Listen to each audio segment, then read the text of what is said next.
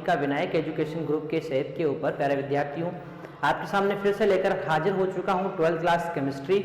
और इस 12th class chemistry के अंदर अपन चर्चा कर रहे हैं लेसन 16 त्रिविम रसायन के बारे में। प्यारे विद्यार्थियों, पिछले सेशन में मैंने आपको बता दिया था कि त्रिविम रसायन के अंतर्गत जो समावयवता होती है, आइसोमेरिज्म होती है, इसकी खोज किसने की, किस प्रकार से इसकी खोज की गई, इन सभी के बारे में और साथ ही समावयवता के प्रकारों के बारे में बहुत विस्तार से चर्चा अपन ने पिछले सेशन में की है। तो आशा करता हूँ सभी प्यारे विद्यार्थियों ने वो सेशन देखा होगा। अब बात करते हैं अपन समावयवता के प्रकारों के अंतर्गत। मुख्यतः दो प्रकार की हमने बात की थी, संरचनात्मक समावयवता और त्रिविम समावयवता। प्यारे विद्यार्थियों, संरचनात्मक समावयवता के जो 5 प्रकार हैं वो आप लोग 11th क्लास में बहुत विस्तार से पढ़ चुके हैं, तो उनको अपन यहाँ पर नहीं लेंगे। अपन यहाँ पर पढ़ने वाले हैं त्रिविम समावयवता के बारे में विस्तार से। ठीक है, तो त्रिविम समावयवता के बारे में एक एक चीज मैं आपको बहुत ही विस्तार पूर्वक बताने वाला हूं, तो ध्यानपूर्वक आप लोग इस सेशन को देखिए। ठीक है, चलो, तो अपना टॉपिक है आज का और वो है त्रिविम समावयवता। त्रिविम समावयवता,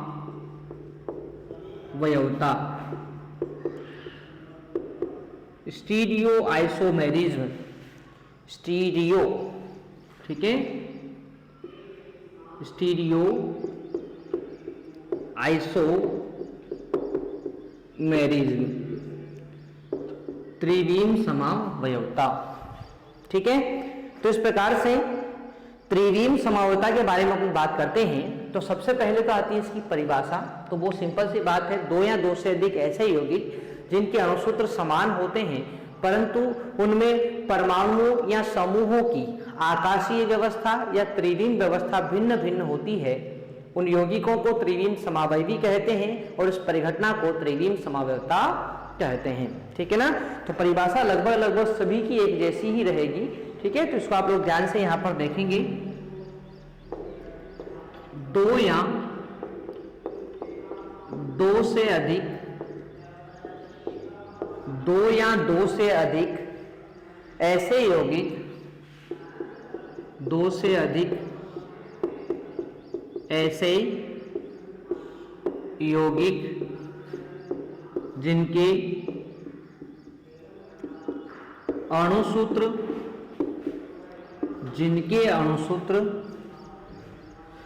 समान हो परंतु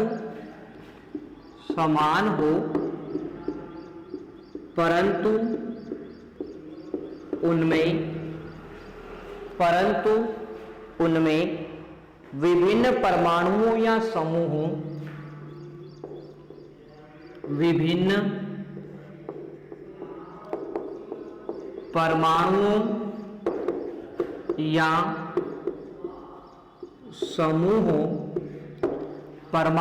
या समूहों की त्रिविम या आकाशीय व्यवस्था की त्रिविम या आकाशीय व्यवस्था भिन्न भिन्न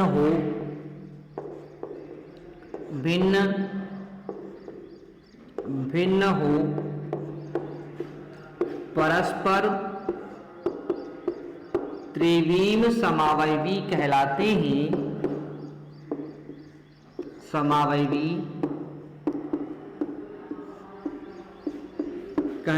हैं।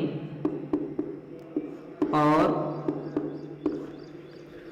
इस परिघटना को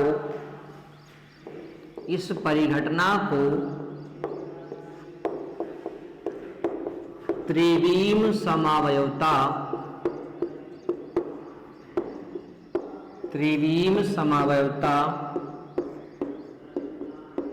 कहते हैं। ठीक है, तो इस परिघटना को अपन क्या बोलेंगे, त्रिविम समावयवता कहते हैं।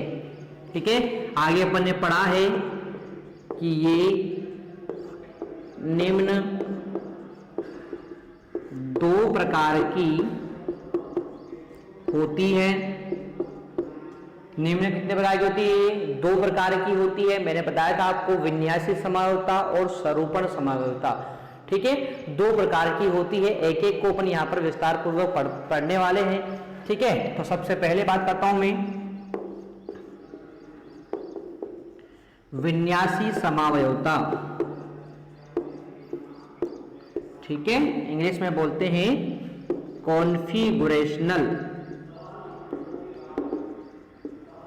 Configurational isomerism. ठीक है, तो इस प्रकार से विन्यासी समावयवता के बारे में अपन बात करते हैं। तो क्या होती है ये? तो वो सिंपल सी बात है, इसमें परमाणुओं या समूहों का विन्यास भिन्न भिन्न होता है। विन्यास क्या होगा? भिन्न भिन्न होता है। ठीक है ना, तो मैं आपको बता देता हूं, इसमें परमाणु या समूहों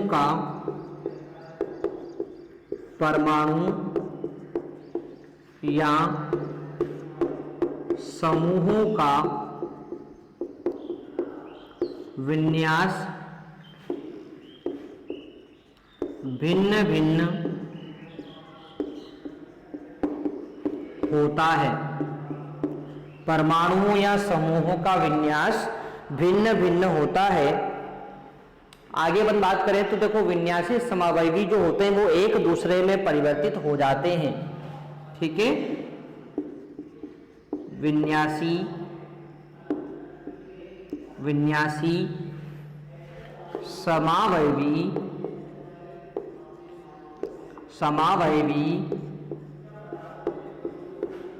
एक दूसरे में परिवर्तित हो जाते हैं। एक दूसरे में परिवर्तित हो जाते हैं। ठीक है, इसके लिए उच्च ऊर्जा की आवश्यकता होती है। ध्यान रखें आप लोग, इसके लिए यानी एक दूसरे में परिवर्तन के लिए, इसके लिए उच्च ऊर्जा, ब्रैकेट में लिखेंगे लगभग, उच्च ऊर्जा लगभग 100 किलो जूल प्रति मोल से भी अधिक, है ना, यानी इससे भी अधिक की आवश्यकता होती है। यानी कि एक दूसरे में बदलने के लिए 100 किलो जूल प्रति मोल से भी अधिक ऊर्जा की आवश्यकता होती है। ठीक है, साथ ही अपन बात करते हैं तो क्योंकि इस प्रकार के परिवर्तन में पुराने बंध टूटते हैं और नए बंध बनते हैं। यानी पूछा जाए कि इतनी ऊर्जा की आवश्यकता क्यों है, तो आपको ध्यान रखना है कि यहाँ पर पुराने बंध तो टूटते हैं और नए बंध यहाँ पर बनते हैं। ठीक है, तो मैं आपको बता दूं, क्योंकि इस प्रकार के परिवर्तन में पुराने बंध, इस प्रकार के परिवर्तन में पुराने बंध टूटते हैं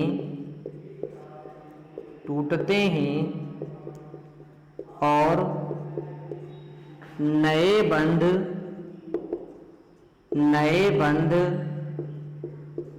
बनते हैं। तो पुराने बंध टूटते हैं और नए बंध बनते हैं, इसीलिए यहाँ पर अधिक ऊर्जा की आवश्यकता होती है। ठीक है, आगे अपन बात करें तो ये समावयवी कमरे के तापमान पर एक दूसरे में रूपांतरित नहीं हो पाते हैं। ठीक है, ध्यान रखेंगे आप लोग, क्योंकि ज्यादा ऊर्जा की आवश्यकता यहाँ पर होती है। तो मैं आपको बता दूं, ये समावयवी कमरे के ताप पर एक दूसरे में परिवर्तित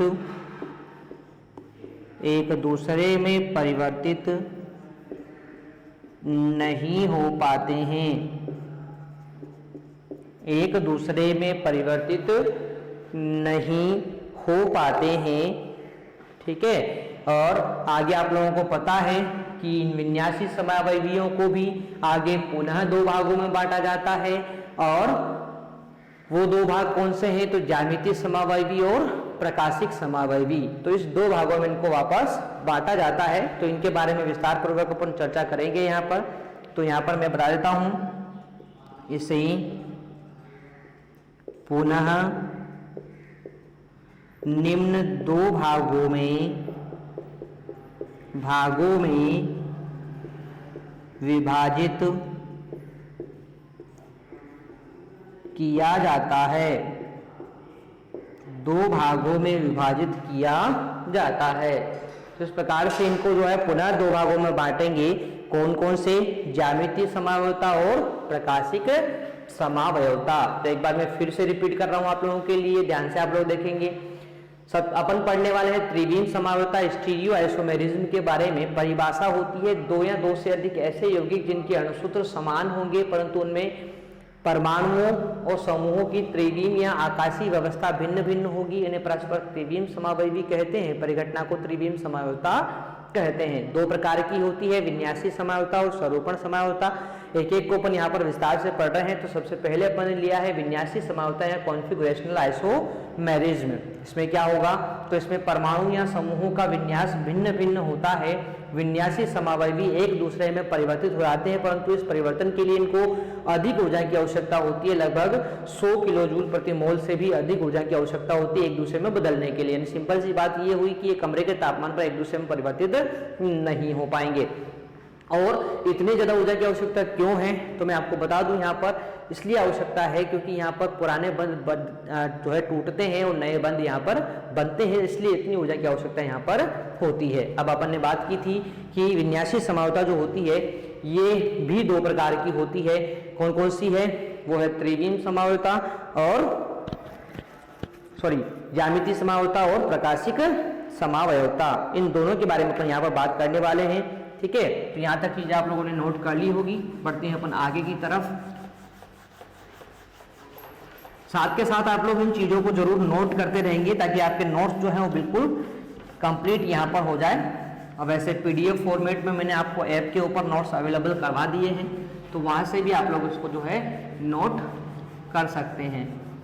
ठीक है, तो इस प्रकार से यहाँ पर त्रिविम समावयवता के अंदर विन्यासी समावयवता के बारे में अपनी बात हुई है, जो आप लोगों को यहाँ पर समझ में आ गई होगी। अब विन्यासी समावयवता के जो रूप हैं, ज्यामितीय और प्रकाशिक समावयवता, इनके बारे में अपन चर्चा करते हैं। तो सबसे पहली है अपनी ज्यामितीय समावयवता। अब क्या होती है ये, इसके बारे में चर्चा अपन यहाँ पर कर लेते हैं थोड़ी सी। तो देखिए आप लोग, दो भागों में बांटा गया है। दो भाग में आपको बता देता हूं। पहली है ज्यामितीय समावयवता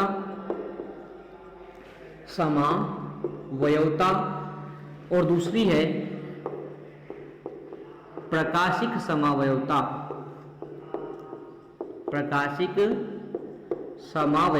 दो प्रकार हैं। इनमें से सबसे पहला मैं आप लोगों को यहाँ पर शुरू कर रहा हूं, ज्यामितीय समावयवता। ठीक है, जियोमेट्रिकल आइसोमेरिज्म,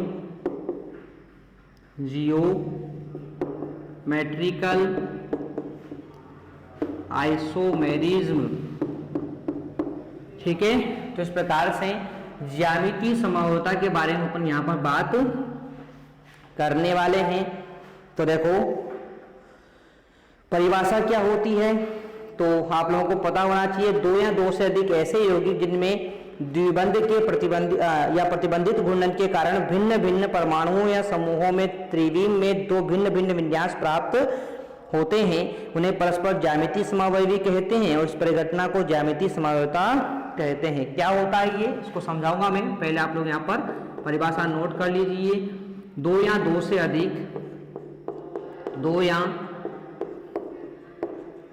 से अधिक ऐसे यौगिक, दो या दो से अधिक ऐसे यौगिक जिनके अणुसूत्र समान, जिनके अणुसूत्र, एक मिनट, यहां पर आप लोग बता सकते हैं अणुसूत्र समान होते हैं परंतु अणुसूत्र समान होते हैं परंतु उनमें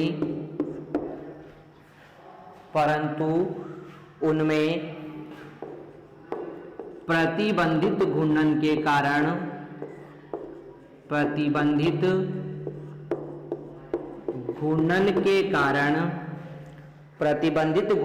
कारण भिन्न भिन्न परमाणुओं या समूहों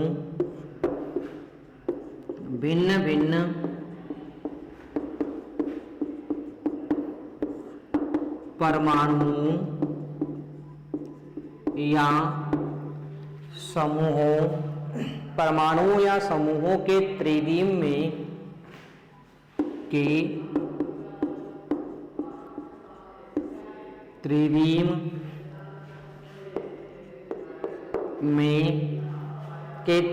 में दो भिन्न भिन्न विन्यास प्राप्त होते हैं।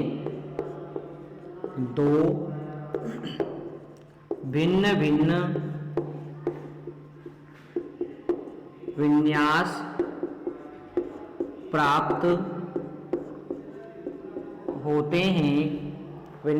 प्राप्त होते हैं, परस्पर ज्यामिति समावयवी कहलाते हैं। परस्पर ज्यामिति समावयवी कहलाते हैं और इस परिघटना को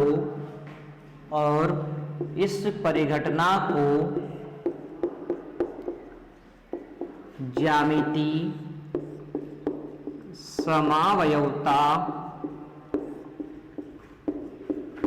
कहते हैं। क्या बोलेंगे इसको? ज्यामिति समावयवता कहते हैं। ठीक है, इस प्रकार से दो अपन यहाँ पर बात कर रहे हैं ज्यामिति समावयवता के बारे में, और ज्यामिति समावयवता की परिभाषा अपन ने यहाँ पर देख ली है।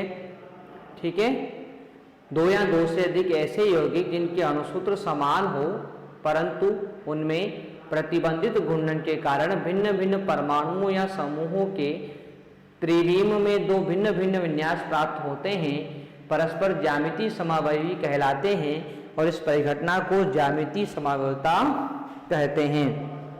अब ज्यामिति समावयवता प्रदर्शित करने वाले यौगिकों की दो शर्तें यहाँ पर होती है। कौन कौन से यौगिक इसको प्रदर्शित कर पाएंगे इनके बारे में अपन चर्चा कर लें। तो देखो, ज्यामितीय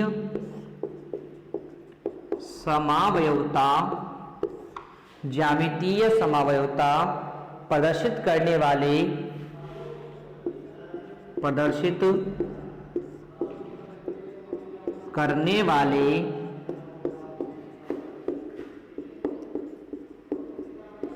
यौगिकों, ज्यामितीय समावयवता प्रदर्शित करने वाले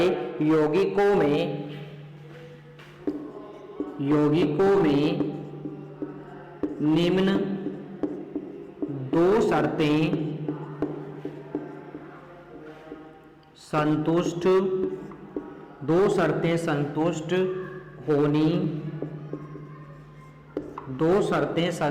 होनी चाहिए। कौन सी दो शर्तें हैं वो जो यहाँ पर संतुष्ट होनी चाहिए? इसमें सबसे पहली शर्त है कि प्रतिबंधित घूर्णन युक्त बंध उपस्थित हो। प्रतिबंधित घूर्णन युक्त बंध उपस्थित हो। ठीक है, तो यहाँ पर प्रतिबंधित घूर्णन युक्त बंध जो है वो उपस्थित होना चाहिए। ठीक है, प्रतिबंधित घूर्णन युक्त बंध का मतलब क्या होता है? तो ध्यान रखें, ये द्विबंध होगा या त्रिबंध होगा। ये प्रतिबंधित घूर्णन युक्त बंध यानी कि यौगिक के अंदर जहां तक द्विबंध या त्रिबंध नहीं होगा वहां तक वो ज्यामितीय समावयवता प्रदर्शित नहीं करेगा। ठीक है, और दूसरी शर्त क्या है, इसके बारे में चर्चा कर लेते हैं। तो दूसरी शर्त यहाँ पर आती है कि प्रतिबंधित घूर्णन युक्त बंध के दोनों ओर भिन्न भिन्न प्रतिस्थापी हो। प्रतिबंधित घूर्णन युक्त बंध कौन कौन से हैं, द्विबंध या त्रिबंध। ठीक है, द्विबंध या त्रिबंध के दोनों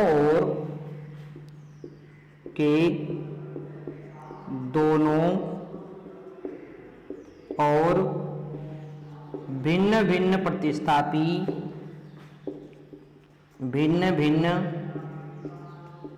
प्रतिस्थापी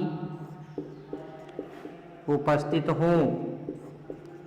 ठीक है, तो ये ज्यामितीय समावता प्रदर्शित करने वाले यौगिकों की दो शर्तें हैं। यदि कोई यौगिक इन दो शर्तों को संतुष्ट करता है, यानी उसके अंदर यदि द्विबंध त्रिबंध उपस्थित हो और द्विबंध व त्रिबंध के दोनों ओर जुड़े जो कार्बन परमाणु हैं या जो भी परमाणु यहाँ पर जुड़े हुए हैं, यदि उनसे जुड़े प्रतिस्थापी भिन्न भिन्न हैं, तो उन्हें अपन क्या बोलेंगे कि वो यौगिक ज्यामितीय समावता प्रदर्शित कर पाएंगे। तो किस प्रकार से कौन से यौगिक ज्यामितीय समावता प्रदर्शित करेंगे, इनके बारे में चर्चा अपन विस्तार पूर्वक करेंगे नेक्स्ट सेशन में। तो उसमें आना आप लोग ना भूलिएगा। मिलते हैं नेक्स्ट सेशन में, तब तक के लिए टेक केयर, बाय।